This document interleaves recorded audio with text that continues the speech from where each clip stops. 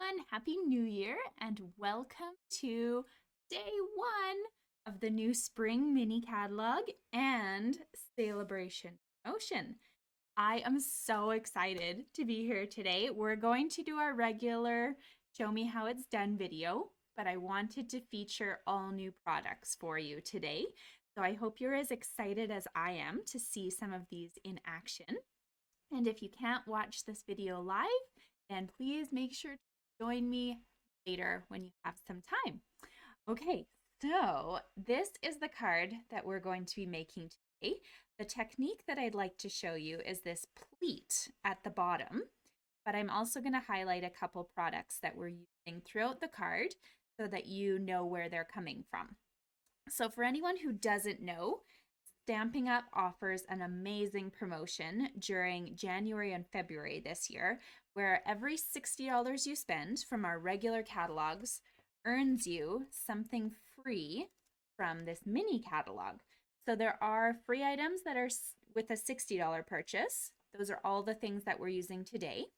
There are in the back some items that you can also earn if you spend $120. We're going to touch on some of those guys another time. And I guess we are using this one a little. He makes an appearance, but the other two that the card is focused around are $60 items. So if you have other questions or you don't have a catalog, message me afterwards and we'll get you hooked up. This is the mini Saleabration catalog. We also have, of course, the main catalog, January to June mini that started today, and we'll play with some of those products another day.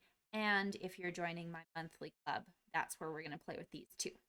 Okay, without further ado, the stamp set that we're focusing the cards around, of course, is this Darling Donkeys stamp because he's adorable and I just wanted a nice kind of almost Valentine's card, but you can change it up and make a friendship card or well. And then we are going to use this Touch of Ink stamp, mostly for the sentiment, but I'm also going to show you one other sneaky way that I used a background stamp on it. And then the focal point is this beautiful designer series paper. So this is a freebie with a $60 order, and it is magnificent. Look at this. This is the Fields and Flowers DSP, and it's beautiful. All 12 by 12, double-sided too. So there's a few at the back.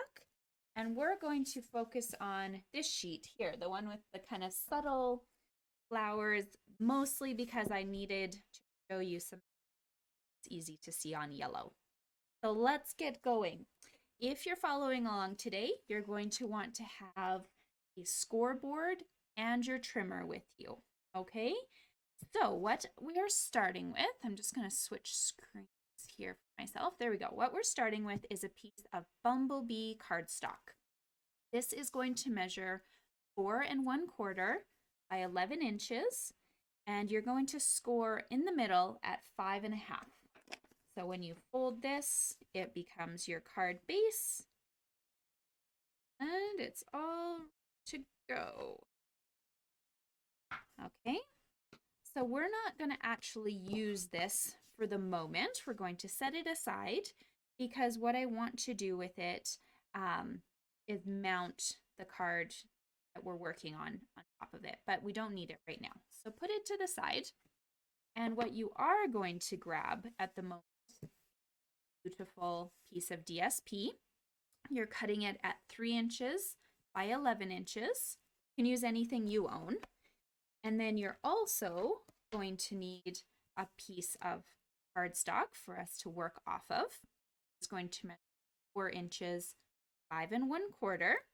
You're wondering about the texture. That's one of our new embossing folders, the painted texture embossing folder, and that is in the mini catalog. This one is available. And one last thing, from the scraps that you have left over from this piece of DSP, cut yourself a piece of designer series paper. So it has to be 1/2 inch thick. It can be as long as you want it to be, but I wanted it to be longer than this 4 inches. We're actually going to wrap it around the back and I'll show you how we're going to do that later.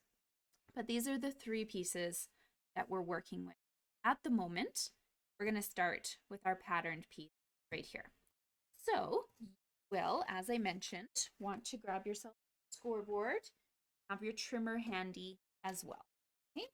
So on your scoreboard, the side that you are putting in the back is the one that you're going to be working on top of right now, which conveniently for me is yellow because you can.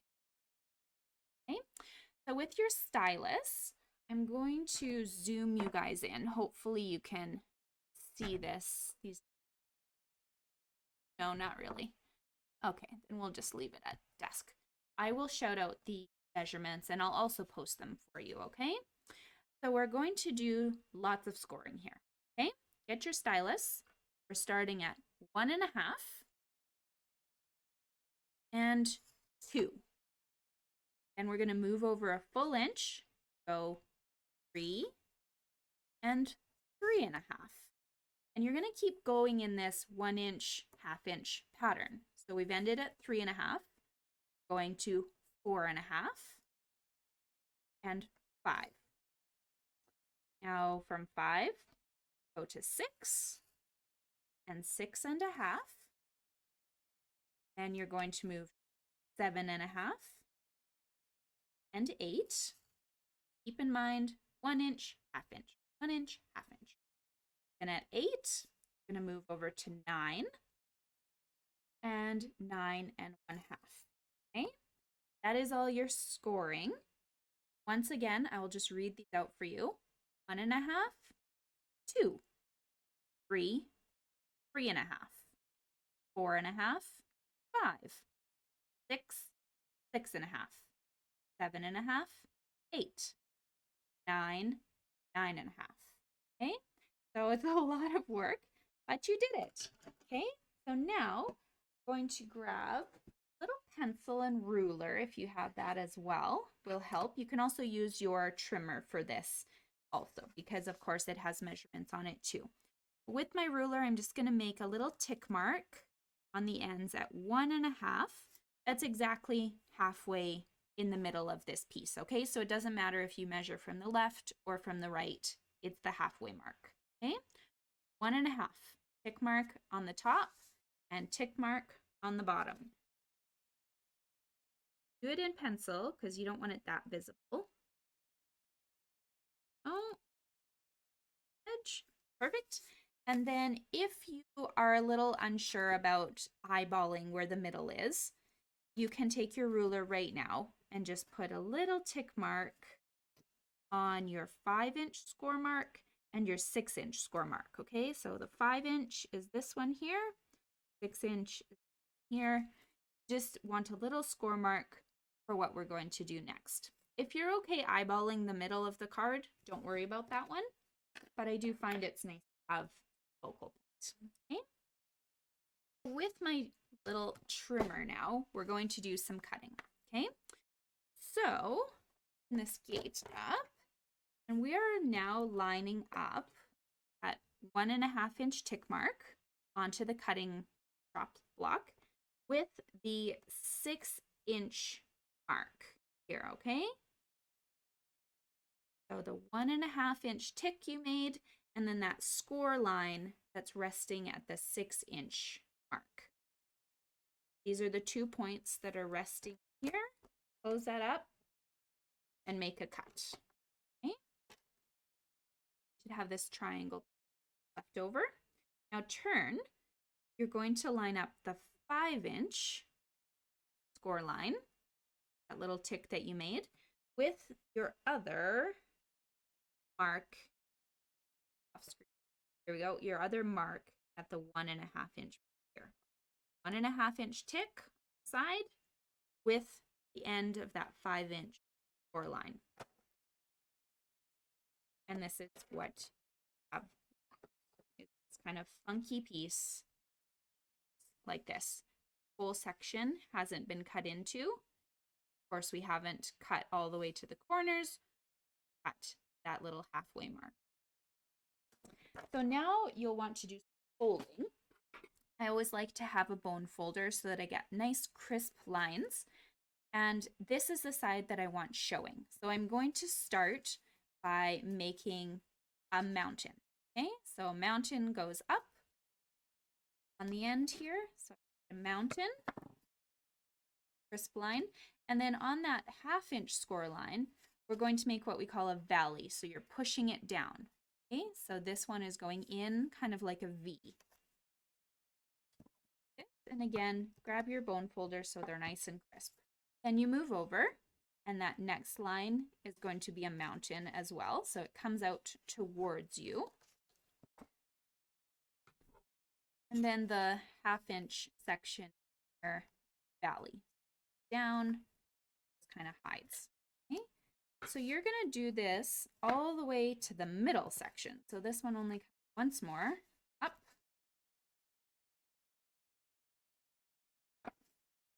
Down. And you can see there's these little pleats that are starting to show on the side. Now, if you've made a mistake and you've started folding it the other way and things aren't showing up like you're seeing on my screen, okay, folds are very forgiving. You can always go back, go the other way, or you may in the end decide, hey, I just want this. I don't want the two-tone look. That's okay too. But the two-toned is kind of nice. Okay, so we've done all of this side into the middle section. This is where the full pleat comes. A 1/2 pleat would be a card that has only 1/2 this diagonal look, and it would have even longer sections. We're going to do the opposite side too, so it comes together. Starting on your right hand side, make a mountain with pattern paper, and then make a valley right after it. Okay. Just go back and forth the next 2 times. Mountain, valley. Make sure you get those nice crisp lines. You go. One more mountain and valley. Okay. So these 2 pieces in the middle are actually going to cover that section that we left uncut. Okay, so don't worry that you've done it wrong. You are supposed to completely cover this rectangle with the 2 halves up here. Okay, so it's beautiful, but how do we keep it closed? So you can use any sort of adhesive that you want. You're going to turn this over. And one little trick I love to do is just grab a block and set it on top of my work so that it's not springing out at me. I'm using a clear block so you can see what I'm doing, but you could also throw an ink, throw a pair of scissors, something to keep your paper down instead of coming apart at you. Okay? So I'm going to use double-sided tape because you can see it very clearly, but you could also, if you want, use some of the steel. That would be perfect. So make sure this is all down in one place. Starting at one end here, you're going to put a strip of adhesive all the way across your, okay? So you can just leave it at 1 if you want. I kind of like to have 2. So just down at this other side here, I'm going to put a second row of adhesive, put down like so. And make sure to get adhesive all the way to your ends. This is going to be really important for our next step.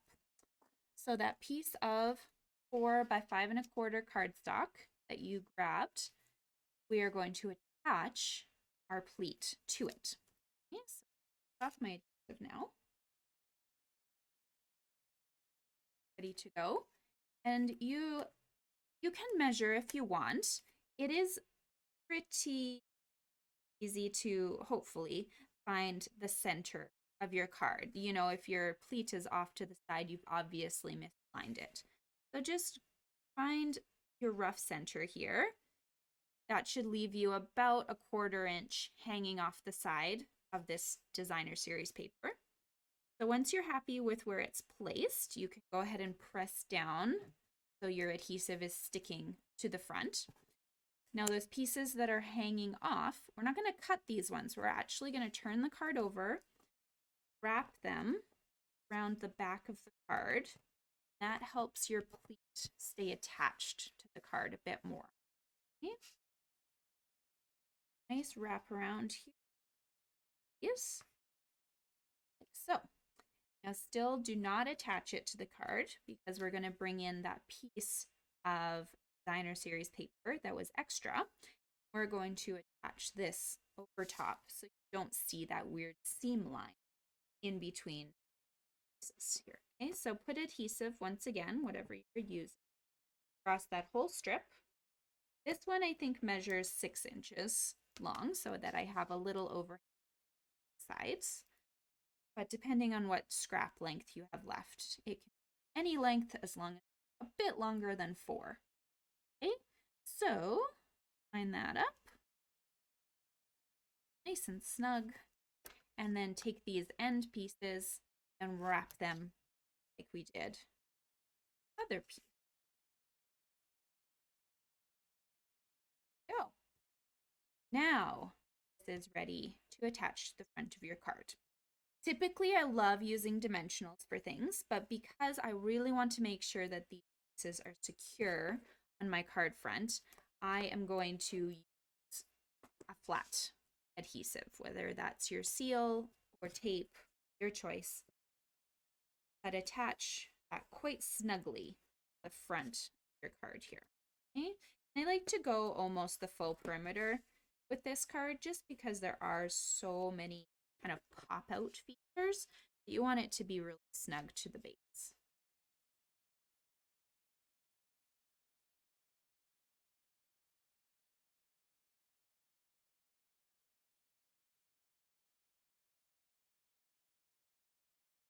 Bumblebee piece and attach this right to the front here.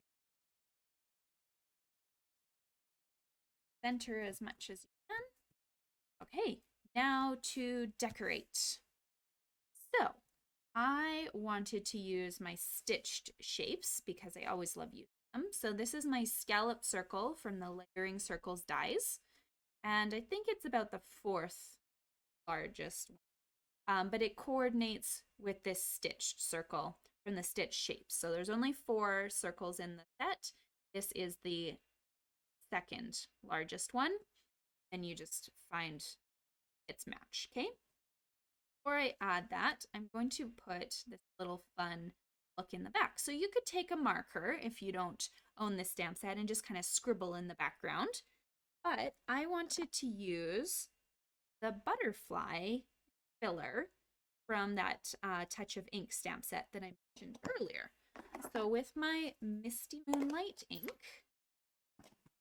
I'm just going to ink him up. See in the stamp set here, you can have the detailed butterfly or you have the filler of the color that you can side of it. So I haven't fully gotten to play with that, but I thought it made this background. So that's what I wanted to do. So we're just going to stamp it straight onto here.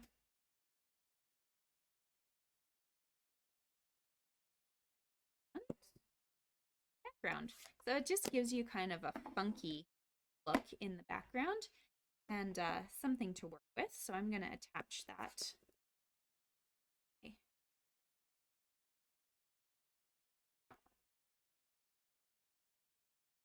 So go back of very Cobbler scallop circle here. When you're attaching the dimensionals though, keep in mind that these 2 layers of paper are different heights. When I put my dimensionals on, I actually only put them bottom half of my project. Don't put anything on this top section. So attaches, it doesn't tilt backwards because it's to hang that back piece. On the left-hand side, you are welcome to center or off, whatever you like. Then again, from that Touch of Ink set, I have a little love sentiment and bento ink, and I'm just going to attach that there to the corner. Okay, now for my little donkey. Unfortunately, these darling donkeys do not have dies, but they're pretty clean lines as long as you give yourself a wide berth. to just fussy cut around it, okay? So that's what I did. I cut myself out a little donkey. I stamped him in basic gray. So I already had a gray base. Now, some of you were wondering, why didn't I just use the butterfly? And I could have, but I really fell in love with these donkeys and wanted to do something. So your option, of course, is good. I just did a couple of these in different colors. You could certainly add a butterfly to that card instead as well. But let's color the donkey. So the choices of colors that I grabbed were the dark, just jade. That is just for his little flower leaf stem. And the dark Rococo rose, or the rose flower. And then donkeys don't have the greatest teeth, so I grabbed the light so saffron to color his teeth yellow, because they don't have nice pearly white teeth. Got kind of gross teeth, but not too bad. It's got some hygiene. And then to color my donkey, I used the light and the dark of the smoky slate. Okay, so the dark smoky slate, I really like to come in and give definition to some of his features. So I did his hooves, going to do a little shading just kind of along his belly here, and his tail and all that hair, maybe along his hairline. You're just going along the lines that Stampin' Up basically provided you already with the dark.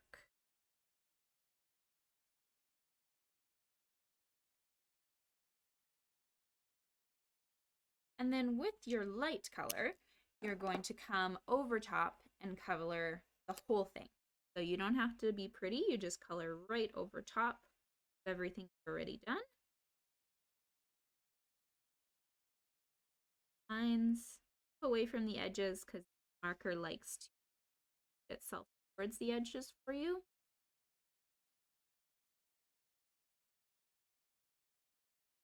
Body, you can always come back and you could give him maybe spots, or you could give him extra shading somewhere, but it's just nice to get that base down. They're very forgiving colors and markers, so you can add what you want later on. So then for his muzzle, I get that one. I am just going to bring in another shade here. You can choose whether you want him to kind of have a darker face or a lighter, but the gray granite was a beautiful complement to this color scheme. So I'm just going to do the light one. Lighter of a muzzle. If you wanted it darker, you'd use dark gray granite. Very subtle, but it gives him a little bit of a different shade. Okay, and the donkey, I'm going to grab dimensionals for him, just in the middle of his, pop him in.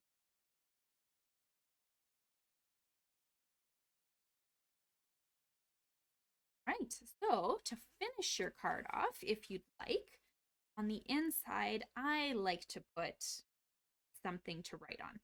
So my base here is cherry cobbler. That's cut at 4 inches by 5 1/4. And then I cut myself a piece of whisper white, which was 3 3/4 by 5. But before I attached it to the card, remember these ugly looking scraps that you had left? I simply took one of them and attached it to my whisper white, trimmed off that little excess to give you kind of a fun inside look. You could, of course, take the opposite one and put it on the top too, or you could over yellow, whatever you want, but I thought it was kind of fun just to have simple one-sided triangle side here. So this you don't cut, and in the end here it was a scrap from your original sheet, and you're just attaching it straight piece side to right. So I hope you guys enjoyed this card. It's a very kind of unique Valentine's. You maybe are not thinking love when you first see the donkeys, but he's cute and adorable, and anybody who sees it will get a kick out of it. So I hope you enjoyed the video today. I look forward to sharing some more projects with you soon. Bye!